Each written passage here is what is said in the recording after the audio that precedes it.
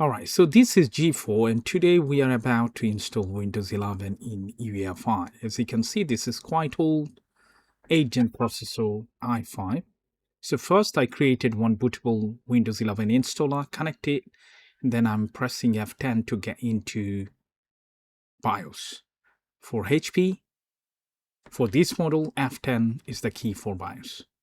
Now there are a few sections, as you can see, main, security, advanced, UEFI. We're going to get into security and we'll try to find secure boot. There is none, so let's go to advanced option. From here, as you can see, we have to make this way, which is secure boot enable. Legacy disable means secure boot enable. This is the good things, good way of explaining the BIOS boot system. I like it because they clearly says, like, if you make secure boot enable means legacy should be disabled. All right, and then from the same section we're going to change the boot option. As you can see, when I press enter, it highlighted. Then if you press up key, it goes up, down key, it goes down, and then you just need to press OK. So now USB would be the first boot things. Now we're going to go back and still we're going to try to see if there is any other things that we need to do. Pretty much that's all. There is nothing else. Now we're going to save the changes and exit it. Say yes.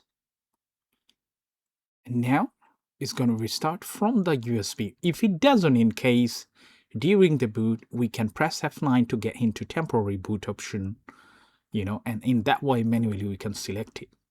By the way, when it loads up, it takes around, let's say, a couple of minutes because the machine is quite old. Now from here, we're going to select our preferences. For me, it's United Kingdom. I'm going to hit next. Now we're going to accept the agreement, license agreement, terms and condition, hit next again. And here you can see a couple of sections, right? Very careful before you delete anything. Make sure you back up your data if you do have anything.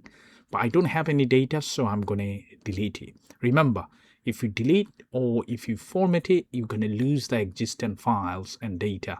So be careful. I'm going to delete all of them just to create a single partition. And then I'm going to hit next. Once I hit next, it's going to copy everything. And then it might going to take a couple of restarts.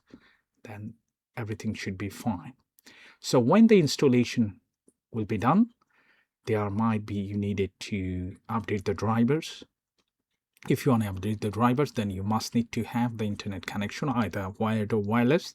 But sometimes I found for G4 model, when you install Windows 11, the Wi-Fi driver get missing. In that case, you can use your hotspot, phone hotspot, or you can use Cat5 cable because there is a LAN connector in there.